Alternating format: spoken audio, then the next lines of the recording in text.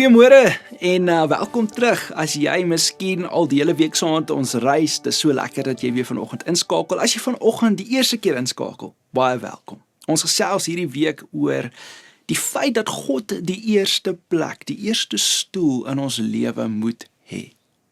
En hier is die ding, baie mense dink hulle grootste probleem is hulle gedrag. Ek raak te vinnig kwaad.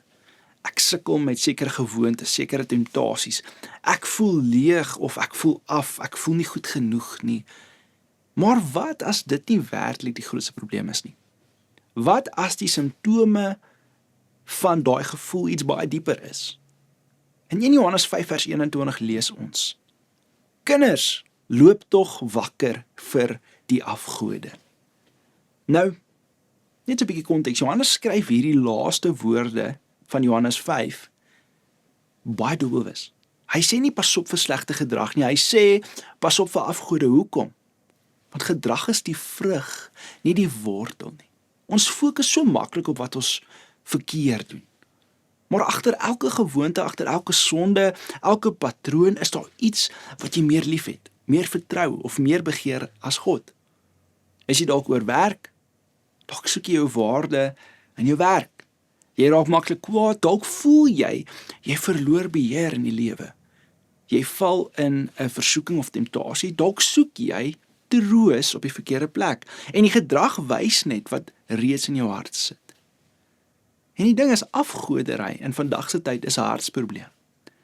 Dis nie net wat jy doen nie, dis wat jy aanbid. Want afgoderry sê, hierdie ding gaan my gelukkig maak.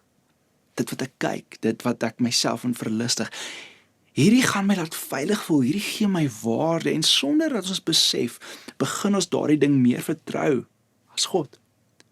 En jy kan nie net die simptome regmaak nie, want baie mense sê, ag, ek gaan dit harder probeer. Ek gaan net meer dissipline hê, ek gaan net stop met hierdie ding en dan gaan dit beter wees. Maar dit hou nie lank nie. Het jy al gewonder hoekom? Want jy het nie die wortel aangespreek nie. As jy afgod bly, gaan die vrug terugkom. So wat doen ons? Jy kan ophou met 'n gewoonte, maar nog steeds dieselfde leegheid hê. Jy kan jou gedrag regkry, maar steeds nie nader aan God wees nie, want die probleem was nooit net wat jy doen nie. Dit was wat jy in jou hart eerste gemaak het. Baie mense kom en hulle probeer 'n nuwe lewe bou, aanbeweeg, sonder om die ou afgod, die wortel ten volle te verwyder. En ongelukkig werk dit nie. Dit gaan heeltyd terugkom. So vandag, as jy regtig vry wil wees, moet jy dieper gaan. Moenie net fokus op wat jy doen nie. Vra, bid, vra die Here, Here, wat aanbid ek eintlik? Want die oomblik wat jy die regte wortel aanspreek, begin die vrug ook anders lyk en verander. Kom ons bid saam. Vader, vanoggend sê ek vir U dankie.